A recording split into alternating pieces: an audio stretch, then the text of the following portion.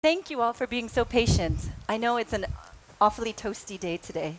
Hopefully, as the afternoon goes on, it'll get a little bit cooler. Um, I kept my sponsor fan from Fashion Forward, so I hope some of you did too. Um, we're here at this great sort of sneak peek of what D3 is going to be, our fashion and design community here, to talk to some real, what I would call luminaries in the retail industry. And we're going to be talking about an issue of vital importance to all creatives, and that is your commercial viability. And how do we actually make a brand sellable? And how will a buyer actually buy you? And I think we have the best people to speak on that subject. Alberto Oliveros. First, before I say anything, I must say he must be the nicest person in fashion. And many of you who know him will probably agree. But he also is a very fast rising star. As head of buying for Level's Shoe District, he's responsible for a vast amount of buying. Because as many of you know, Level's Shoe District is the largest shoe store in the world. So he buys the most shoes of anyone in the world, I think it's fair to say. And he does it very well. In less than 3 years, Levels won accolades like Retailer of the Year from Footwear News, which is a major international honor, and they beat out names like Bergdorf's and Selfridges, some of the global titans in footwear. Alberto has a very sharp eye for identifying talent. He's had international stars like Aquazura and Paul Andrew with the store from the onset.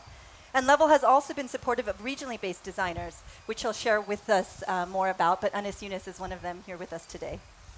Prior to joining Level, Alberto headed buying for women's accessories for Ralph Lauren's European stores. He's also been on the buying teams for Emporio Armani, Armani Jeans, and Luella for UK. And on the design side, he's worked in product development for Escada under the creative direction of Giuseppe Zanotti. So Alberto really kind of understands all aspects of the industry. And the woman who probably does not need an introduction, but I'm going to take a stab at it. Shireen Khatib is a celebrated retail executive and consultant, and someone that I think it's fair to say is like the fairy godmother of retailing in the region.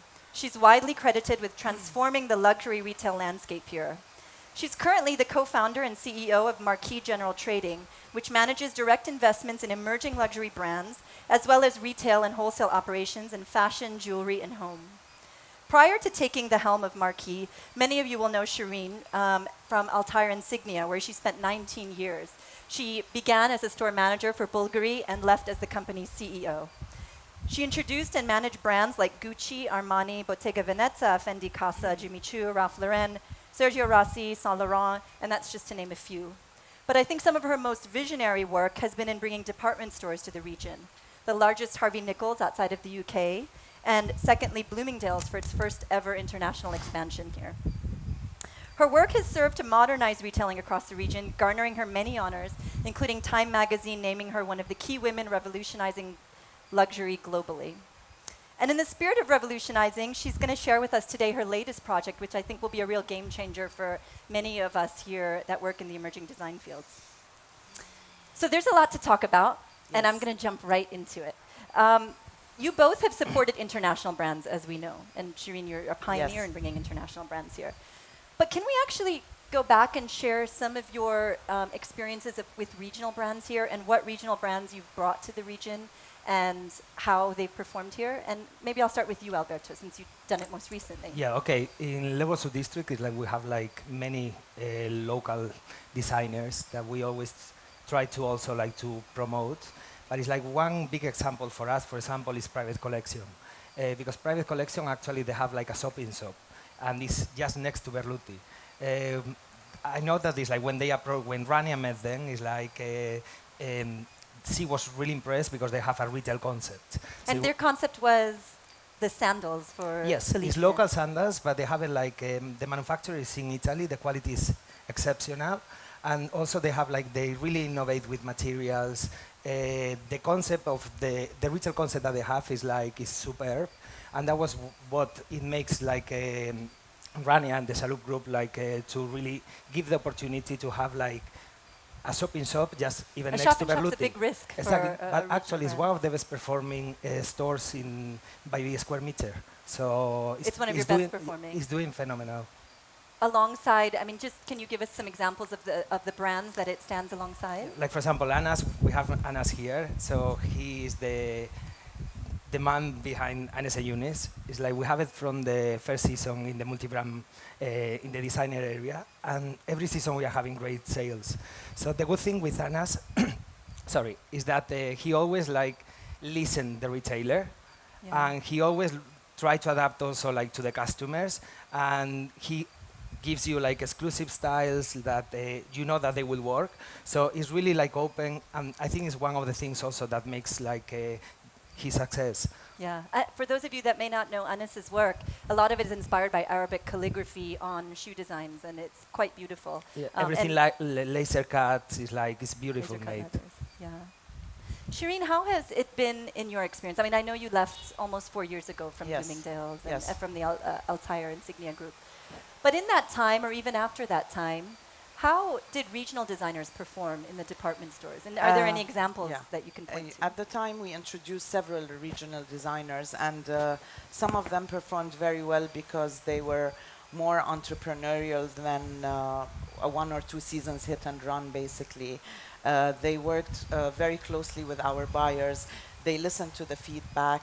They realized what the market requires, and they managed to fulfill that.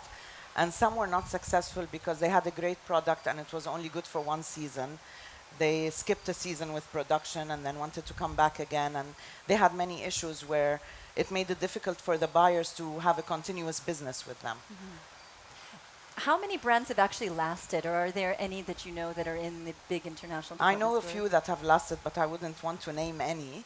I know the few that have lasted, but I know of a brand that I respect very much and I'm a big fan of, and that's Nathalie Trad. She's with us in the audience. Nathalie started from the onset with an entrepreneurial mind. She had continuous collections. She worked on her the aesthetic element of her collections. She worked very hard on the social media. She had celebrities that endorsed her, people like Olivia Palermo, Sienna Miller, and many others.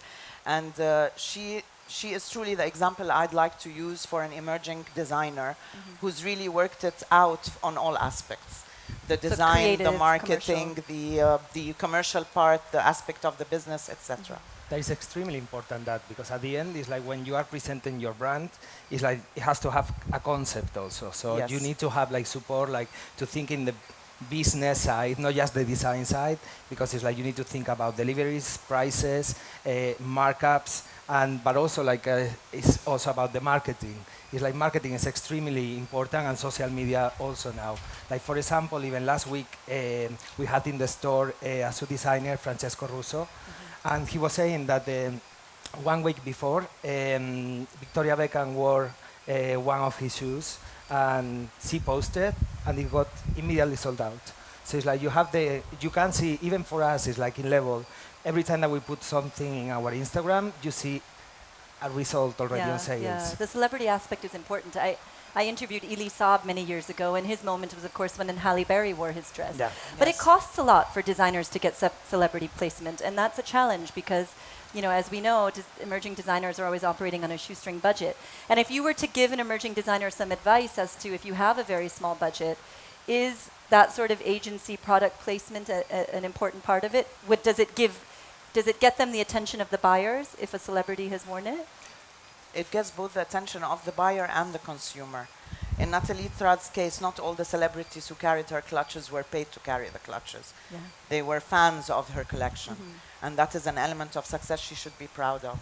And we are proud of as well. Yeah. I think it's important, but also it's like definitely you need to find like a place where to sell. Like also like, I don't know, like a showroom maybe that is like to try to be easier to reach like for the buyers, Yeah. but definitely like the marketing and...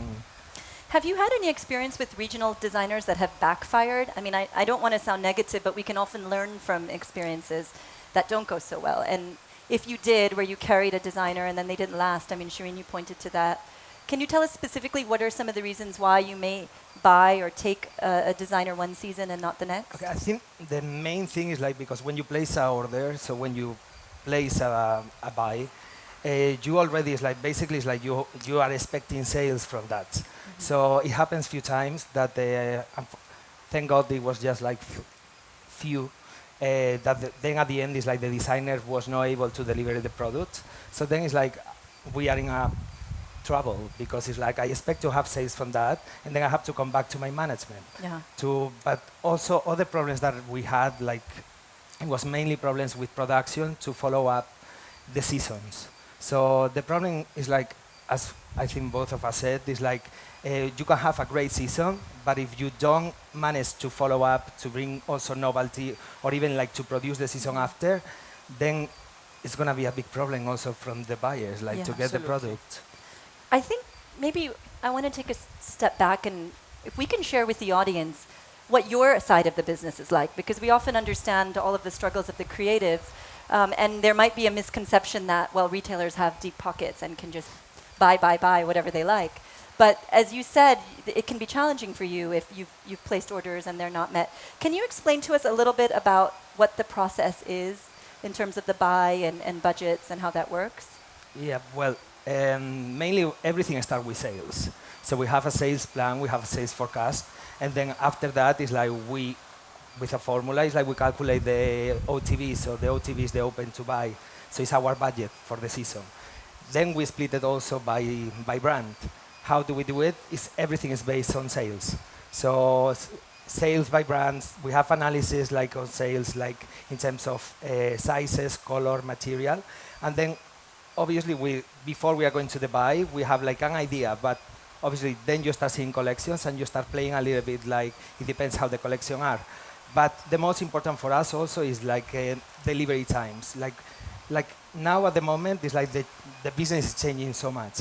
So before it's like it used to be like 2 seasons, and now there are almost 6 seasons. Yeah. So and for us the pre-collection is extremely important because we need to get the stock tomorrow. So for us, even for, in my case, in levels of districts, like 70% of our budget is pre-collection. So when we are going to the show, that is like when it's all fashion weeks, it's already, we just have like a 30% of our budget. And you can see already that it's like you have like placed it.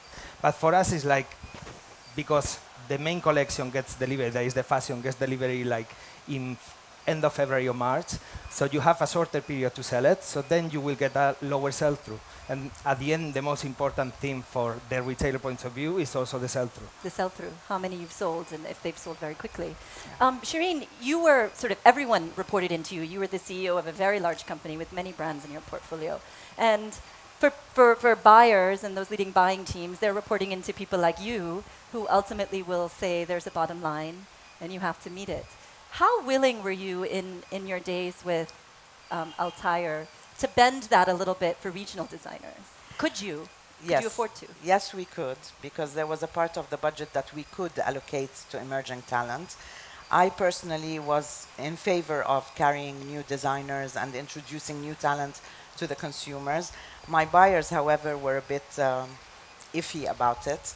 The reason being that the buyers really, it was the core of their responsibility, and they needed to make sure that the product sold and that they made the margins, and at the end of the day, it was profitable. Between them being a bit stubborn about things, and between myself being a fan of emerging talent, and like we reached a halfway solution, and we did manage to introduce the best of the best, of course. Yeah. Yeah. And I think now might be a good time to ask you a little bit about what you're doing next, because as we know, you took a little bit of a break Yes. from your very demanding job, Yes. and you're now going to be starting something new. Yes. And would you be able to share with us what Yes. that is?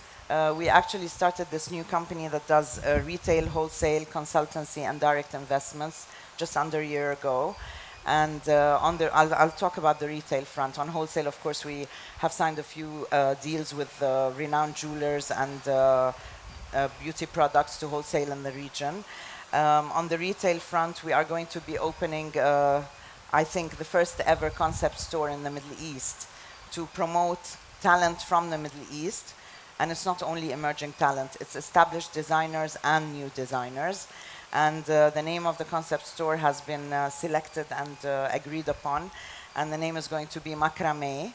And macramé is a textile that the Arabs invented in the 13th century. I'm sure many of the designers with us today would know what macramé is. We were looking for a word that was not Arabic but had an Arabic meaning. And this store is due to open in the next 6 to 8 months. And the location is going to be in Jumeirah, because I'm a great believer that Jumeirah is the next happening place in Dubai.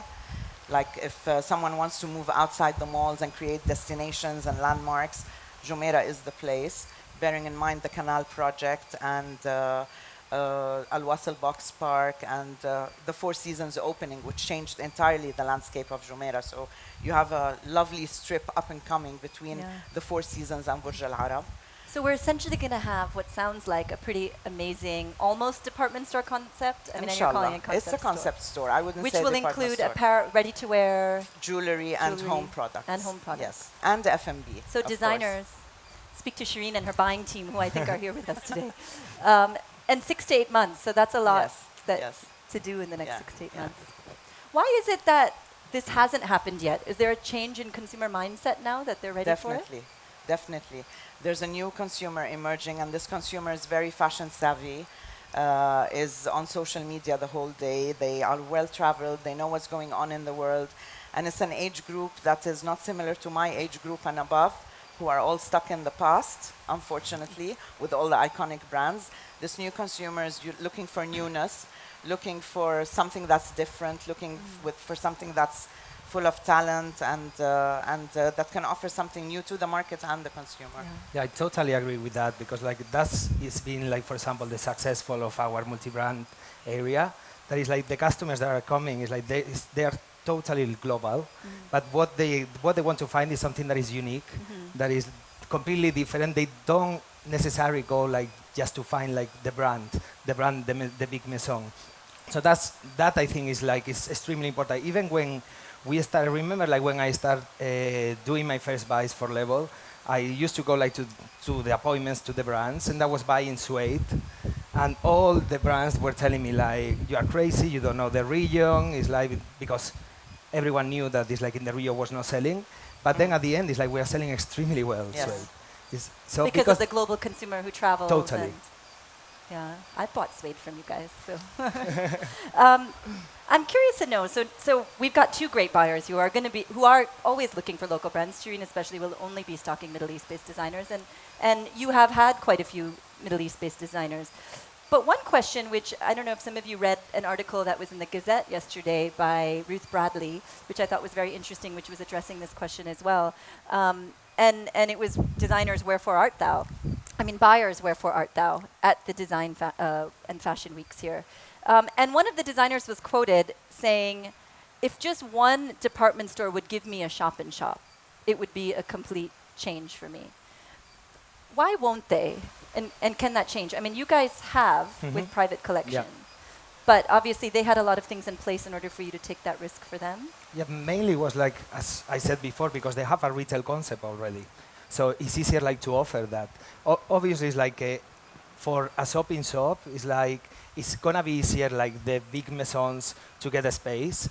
But what I really like that is like, there's a change in the business, is that the multi-brand, not just like, for example, Level, the multi-brand is like also like the concept stores, is something that is like, growing in the region. That is a trend that is also like in the rest of the world. So don't necessarily you need to have like a shop and shop overall at the beginning. Yeah, you can just be there. But what was key and what you mentioned is that they did have a retail shop already. So that gave you some faith in the fact that they could operate in retail. Shireen, is that something that you guys will consider with Macrame? Yeah, absolutely. Absolutely. We'll be doing shops and shop, we'll be doing on consignment, and we'll be buying brands as well. That's the dirty word in fashion. Among the design community, a lot of people don't like that word consignment. And I think a lot of people have had very bad experiences with consignment. But I want to actually explore that since you brought it up. It seems quite necessary. And I wanted to talk to you about what your experiences are and what designers can learn and why maybe they should consider consignment. I'll start with Alberto. I think that consignment, it could be beneficial also. The main thing I think is like you have to be selective with the distribution point. So it's like, because even if you think like even stores like in Paris, like Colette or Luisa Villaroma in Florence, they work everything on consignment with big names of the industry. For us, it's like when we work on consignment, it could be a few reasons. One, it will be that we are showing the collection at the end of the season, so you don't have budget. Meaning the designer came to you after you'd spent your budget. Exactly. Already. And then other thing, it will be like maybe like because maybe we don't have the budget or we don't necessarily like believe 100%. So we gave the opportunity to. When I say the opportunity, is like because if you are in a good like place, consignment, you have a great window. So that's the first thing. So other stores could buy you. Second thing, you are gonna have this Because you can say, I'm stocked at level shoe district. exactly. Then so other it's like people so will be that interested as other well. people will have you. So for Yeah. this one, I said that is quite key to be key with the distribution. Yeah. Then the thing that you will have like from the retailer side, you will have like the VM support, you will have the marketing support, and a window. That's the main thing. And don't necessarily has to be like negative. We have like even like big names in the industry that half of the collection that we have in the store is of consignment. Oh, really? Because Can you share any of those names? no. No. Looking at Rania. Is- But there are very well-known names. They that are people would really be well surprised known, to know. like maisons. So basically, Yeah. basically what they do is like they add like half of the stock, maybe in consignment, in order to have a proper representation of the brand, because they really believe that they could sell more, and it's a way also to taste. Because if the brand that we are buying, let's say a local designer, we are buying it on consignment. If after 2 seasons it's proved that it has a good sell-through, obviously we will buy it directly. Yeah. So it's a good Yeah. opportunity also. Shireen, consignment, you mentioned it, that there will be products on consignment in Yes. macrame. Usually, well, like Alberto said, usually you would go for consignment in the situation where you find out about the brand, or the brand comes to you a little later in the buying season. So you're done with your budgets and you need to introduce this brand and you believe in it. So you do the on-consignment deal. It's also the designers should look at the on-consignment deal, especially with renowned retailers, as a good platform and a strong platform to launch their brand. So they shouldn't always look at it as a negative thing. If they secure continuity and the production fulfills the demand, etc., and they evolve with the design element in their collections and stuff, the consignment could turn into them becoming a brand, Yeah. a main brand on the buyer's portfolio. And So- I imagine it's important to be on consignment strategically in the right types of places. Yes. Yes. Because I've heard countless stories just this morning from a designer friend about being on consignment but never getting paid. And they're with online retailers and it says their product is sold out and they can't collect on the money. And That's a different issue. That really depends on how the retailer does business, Yeah. like So- not so the- getting paid. And so the lesson is be careful who you do business Yes. Yeah, with with on the consignment. distribution. Yeah, definitely. 'Cause it's based on trust, that Absolutely. relationship. So the really big question is, how does a young designer, and maybe one of them sitting here in the audience today, forge a relationship with people like you, with your buying teams? What's the approach and what do they need to bring to you? Well, first. Or how do they approach, I guess? Send you an email, yeah, call I you? receive like kind of loads Walk up of to you at a emails, cocktail but it's party? no, well, there are many places. The beach? But the main thing is like it has to have a concept. They have to sell it to you. They have to sell it to you first. Yeah, but it's like Yeah. definitely like they need to have like samples, line sheet, prices, like a strategy, margins, because definitely it happens few times that they came to you, they have amazing design, but they don't have like any business mentality or not even like maybe prices. So they really need to have like the whole concept and sell it to you, because if they sell it to me, then I need to sell it to the store. Yeah. And the store then will sell it to the customer. So it's important like to really believe in what you are doing, but think in the business side also, not just in the design. Shireen, how should one approach you or your team? Call you up? Contact us. They write an email. They call us. But this is where I'd like to tell buyers, be nice to new designers. When they send you an email, respond. I'm not wearing my buyer's hat now. I bought in the past, in the early part of my career, but for mono brand stores. However, if I were a buyer today in a multi-brand format, be it a department store or a concept store, I would definitely pay attention to emerging talent, because there's a lot out there. And today there is a disconnect, unfortunately, between the retailers and the emerging talent. And it's the buyer's job to bridge that disconnect. And the emerging talent is the future. Is the future, Because definitely. they're catering to a totally new consumer. Again, I repeat, not the consumer of my age group and above who are stuck with Chanel and Saint Laurent and Dior and. That's the past. For me, that's the past. Well, the question is, yeah. And we have these great platforms like Fashion Forward and Bong and Ramsey and their team have really put together, a great infrastructure for designers to showcase. But then there's not a lot of buyers here. And the question is, what do all of us as a community, from the media that covers it to the designers to the organizers, what do we do to attract more of your attention? Well, it's like I think. And I hope we can speak candidly here, because we Yes, kind of of are course. one community here. So constructive criticism is. No, I is think there helpful. was something that Dr. Shireen said that is like it takes a while. It takes a while, not just for just here, like for every single fashion week, every single platform. It's not something that you will achieve like immediately. Yeah, so it doesn't happen overnight. It doesn't happen overnight. It's beginning to happen now. Maybe it wasn't the case 5 years ago, but it really takes time. It takes time, but hopefully with buyers with an open mind who are realizing the importance of social media and the emergence of the new young consumer who's fashion savvy, well-traveled, they will realize that they need to cater to these needs and Definitely. requirements. Because if the customer is changing completely, it's getting like this, is like the job of the buyer is like to react to what the customer is asking. Yeah, supply and demand. You have Yes. to meet that. There's, often this impression that a regional designer, if they go overseas, so for instance, if they're in Couturier or Chanoy or they're at Paris Fashion Week, then the regional designers will pay attention to them there, but they ignore them in this market. And I think there probably is a lot of truth to that. And I'm wondering why. Very honestly, why is it that you will pay more attention to them there than you may here? And by you, I don't necessarily mean you directly, but buyers in general. Shireen? Because traditionally in this part of the world, we like and respect everything that comes from the West as opposed to what comes from our region. We tend to forget that a few hundred years ago we exported art and architecture and design to the rest of the world. It's about time we realize that, and we should pay attention to how the Western world is falling in love with our designers and our designs. Look at where Elisab is today, look at where Reem Accra is today. And they all show outside of here, though. Yes, So to it get did- the attention. So practically speaking, do our designers need to go to those places as well? Is it in helpful the for them? transitional period, maybe, to get some attention, but I think this forum and many more like it will make buyers pay more attention to people in the region. And it's much cheaper seeing them here than traveling to seeing them there. Because I also think that it's like, as we were talking, that it's like about global, for the customer being global. It's like even like when the designers needs to start thinking like more also global, because that's what the customer wants. So it's like the good thing that if you're going like to Europe, for example, to show, that you're gonna have loads of buyers. Like that they go like, for example, to that fair because they buy already few brands. So you have like the opportunity to bring like more international buyers to see it.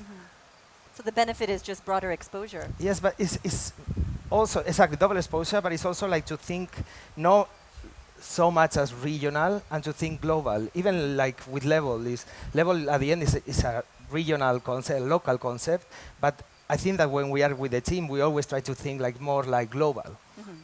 Try to compare even like with other retailers, not just in the region, but also internationally. And if a designer, for instance, Anas is actually based and produces in Milan. Did you find him in Milan or here, or how did that But that relationship was come Rania, about? I think that who found him, and he was in Dubai. And he was in Dubai. So you did approach the retailer in Dubai. But because of production reasons, I'm speaking for you, you're based in Milan. And Rania answered the doing email, leather. I guess. Yeah. How does one, sort of going back to terms, because I know the actual to buy versus taking a designer on consignment is a difficult question to answer because it depends upon each designer. But either way, they have to negotiate terms. Yeah. And that can be a complicated model. Is there any practical advice you can share in terms of what are some key elements? Let's say your sister was a designer. What would be some basic elements you would tell them with all of your retail expertise of things to think about when negotiating terms? I think the most important thing is like be really key with who you are gonna do the consignment. So it has to be beneficial for you at the end. But then definitely you can negotiate few things. Like as I said, like for example, if after 1 or 2 seasons is like my sell-through is higher than 50, so then we need to change. We could do consignment in different percentage. You could do like a different percentage of consignment. It doesn't have to be like all full price. Half buy, half Yeah, consignment. exactly. So So there are definitely like it depends of the retailer also, like how beneficial it will be for you to be in that retailer. right, right. What about things like support from retailers? Some designers will feel that, okay, but if we give it on consignment, the retailer doesn't care as much about our brand because they didn't pay for it. No, that's not true. Like for example, for us, it's like we treat it exactly the same, exactly the same. It's like in terms of our marketing, social media, of course, in the shop floor. So it's definitely like we treat it exactly the same. Shireen, in terms of what's happening with macrame, I mean, you're obviously creating this really interesting concept now as a platform, as a showcase, and also you see the commercial viability in selling regional brands. But how will you support those brands in terms of what's key for a retailer to be able to do to showcase them? Is it the merchandising? Is Yeah, regular events for the brands are very important. Personal appearances of the designer are very important. But then the designers themselves, I would like to say the brand, not the designer. The brand must work on solid marketing activities because it helps the brand get better known much faster. It, like Alberto said a while ago, you post a picture on Instagram and the next day the product is sold out. Social media, fortunately, does play an immense role today in pushing products. So the retailer can host events and support the brand in terms of presence within the store and what spot within the store, etc., and host events. And the brand itself has to work on production, on quality. Quality is very important, on the continuity, on the marketing. So it's like the role is divided between the two, both the retailer and the brand. Yeah, because I think like as you said, like for example, like you could have like an amazing social media or marketing, but then if you don't have the production, it's like what's the point? Because the customer Exactly. is like overall now they want the stock now. So if you put it in Instagram and then they ask and it's not available the stock, it's like they could be asking for a period, but then it's gonna be a point that. So should a designer invest in the production before they come to you and even have a retail platform? I mean, this is always the big question, the chicken and the egg.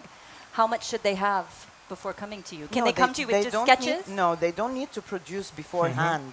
They need to understand what is their production chain going to look like, their workshops, what's the capacity, the responsiveness, the timelines of the responsiveness, etc. This is when we say production. This is what they business need to work strategy. on. Nobody produces before orders are placed. But samples you want to see. Yes.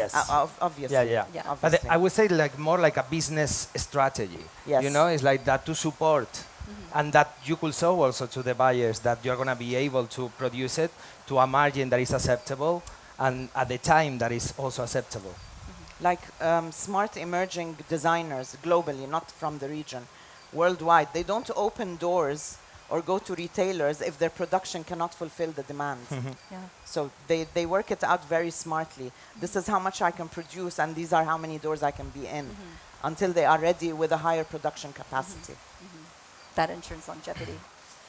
What's next in terms of retailing? What are the trends happening here in terms of, where can our designers and our brands think about being, or what direction should they go in terms of, you're obviously more of a department store concept with Level, and yours will be also a large department store style concept. Is that the better way to go, or boutiques? What's the boutiques formula? At an early stage, it's not as viable. It's until they have proven their own success, then they can start thinking of having their own flagship stores or mono-brand boutiques. However, in this part of the world, unfortunately, malls still only give space to mono brands. They do not help or support multi-brand formats, only in a very few cases where the multi-brand format is being opened and managed by a strong retailer. And this makes it difficult for emerging designers. So it's not like we were talking about buyers not being responsive to emerging talents, but it's also mall operators who are not helping the situation. However, when I say Jumeirah, and I think of Jumeirah because I think it's a new platform that could offer a lot of space and opportunity for the new. At what point should a designer maybe think about having their own, e-commerce retailing platform, I mean, what would you advise, a designer who's just created a small collection? Should they come to buyers first? Should they start to try and retail on their own? I mean, we know a lot of designers in this region who retail through Instagram and take orders. What are your thoughts on that? Well, I think that first you should go. I don't know. That's what I'm saying. Like, is mainly like go more approach like a retailer will be easier. Also because it will be a window again. So it's like, but if you don't manage to find like a retailer, that could be an opportunity maybe. Overall, if you have like, as you said, like if you have like a marketing demand, it's like it could be one option. But the ideal, I think, it will be like to start like in a retailer. I agree because statistically speaking, e-tail, they call it, e-tail in the region is not more than 3% of retail. And worldwide and in mature markets, it's not more than 5%. So no matter how much you sell on e-tail, you're still not reaching the consumer platform you want to reach through proper stores and retailers. Yes, have it, but do not rely on it 100%. Yeah. It's That- not that going to won't be your necessarily make you it's not your commercially bread and viable. butter today. It may be in 5 years from now, Yeah. but it's not your bread and butter today. Yeah. What about pop-up shops? We're seeing a lot more of those now. What are your thoughts on pop-up shops, and do you host them, or will you host them in your retail Yes, I'm environments? totally for it, and I totally agree with the concept, and I think it's a very good tool to use to introduce your brand. Totally agree. Yes. And it's a way to properly represent your concept and your world.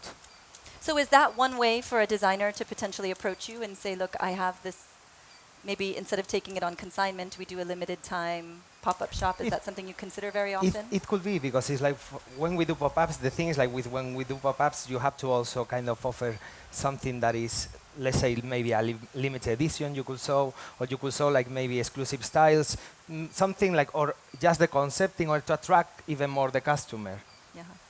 And pop-up can be on consignment. Yes. Yeah. Pop-ups, I presume, would be the consignment model, Yeah. but shorter Yeah, term. Yeah. Okay, I know we're all melting here, Yes. so I wanted to give a little bit of time for questions, because I'm sure there will be some.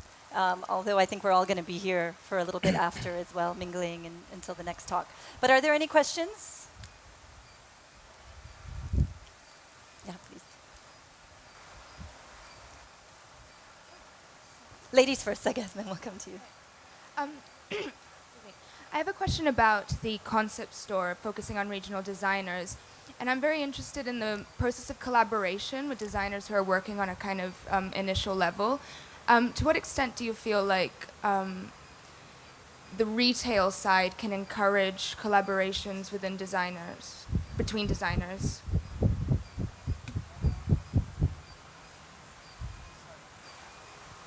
Okay. Collaborations are very important, and it can help a brand move up faster. It is something that emerging talent should be looking at, perhaps not in their first or second season, but once they've established a name and launched their own collections, thereafter they can look at collaborations. I don't encourage collaborations from the onset, from launch, because it can deter the impact of your own brand. Thanks. Is this working? Oh, yeah. I wanted to ask actually about consignment. So when we think of fashion weeks in general, we think of the top four. So New York, London, Paris, and Milan. And they seem to command the attention. They come first when it comes to fashion weeks. Fashion 4 just passed. Sydney Fashion Week is happening now. And so the other regions' fashion weeks are a little bit later. And so what I wanted to ask is, are more designers outside of Europe and North America on consignment because your budgets are already exhausted because of the top four? For me, for example, it's like I finished my budget, let's say for women's, I finished at the beginning of March already. It's like all my orders has been placed. And as I said, like 40% when I'm in Fashion Week, it's at 30% of my buy. Yes.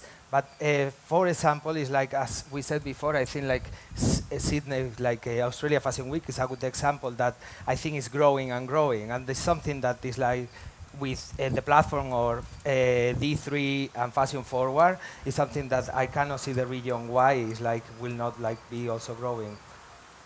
So And you see, for example, in Australia, I just saw like actually Instagram today, like the buyers for Net-a-Porter and the buyers for My Teresa that they were in Australia.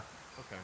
So does that mean that as a buyer, you're changing the way that you buy? You're reserving money for other regions that maybe you didn't focus on as much in the past? Or would you suggest that designers in regions that are used to consignment should be getting ahead of the game and releasing their collections at the same time as larger fashion weeks or before so they get your attention? What you could do is first? at least approach us. It's like if you approach us as soon as possible, it will be easier for us because, as I said, pre-collection we have the whole budget. But that doesn't mean it's like if we could. It's like because of course it's like we will come and we'll keep like a budget. That is something that is changing. But as soon as you can, it's better for you.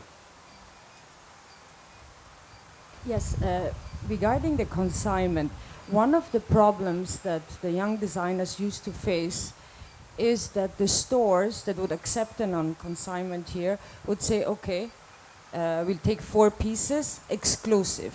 So there is no way you can ever grow as a ready-to-wear designer with these terms. So are you willing now to change that and maybe order more pieces and not put that exclusivity term on them? Are you asking me or Alberto? Both of you. For me, I will never do that. I never did it. So it's something that's not a way that we work. It's like, as I said, like for us, consignment is a partnership. So it's something that is going to be beneficial also for the designer and beneficial for us, and hopefully to have like a proper partnership and to grow together. It's like, that's something that we never, I found it like quite difficult. I would personally ask the designer to work on an exclusive basis with us for a season or 2. Okay, Joe? Okay. And then thereafter, when they pick up, they can go, the world is open for them and they can go and sell to anywhere they like. However, us being their first partner, we'd expect them to design capsule collections for us, just to have the exclusivity element in a way that does not harm the rest of their business. I think it's very unfair to limit a new designer and confine them to 1 or 2 stores by signing an exclusivity deal with them.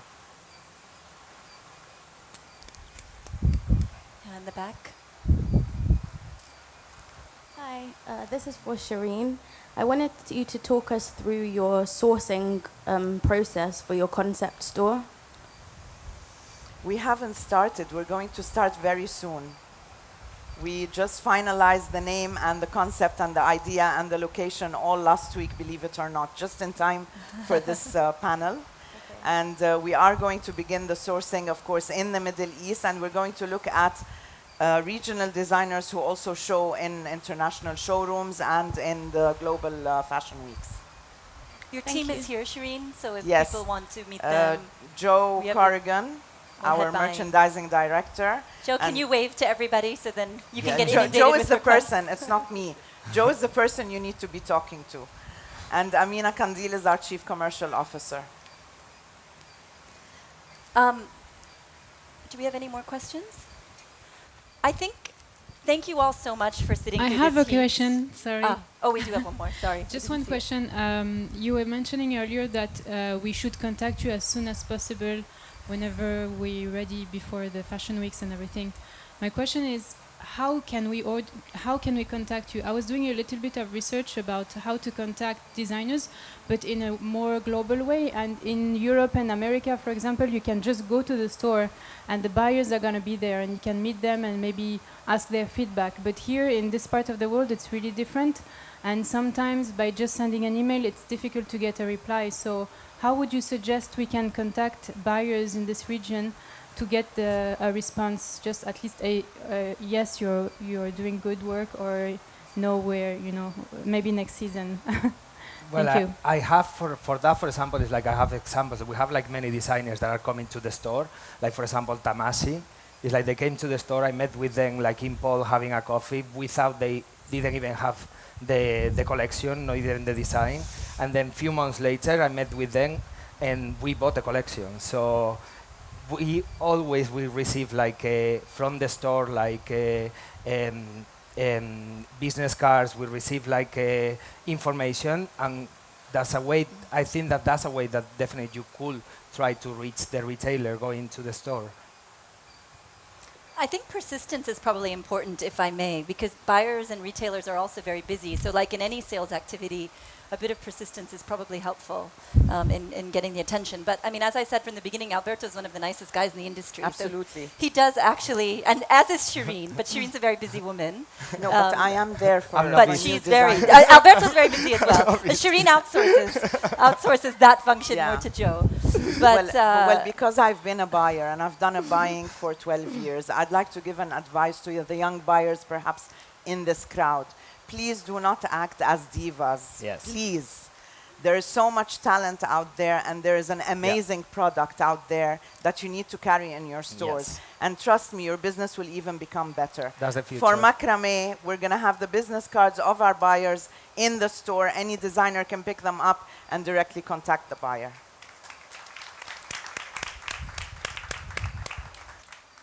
Any other questions? Okay, I think that was it. Thank you all so much for sitting through the heat. And I think being here at D3 has been a pleasure, so thank you to D3 for hosting us. It gives us a taste of what our design community will be like. So thank you. Thank you. And I think we'll all be Thank you, be Ritu. here. Thank you. Thank you.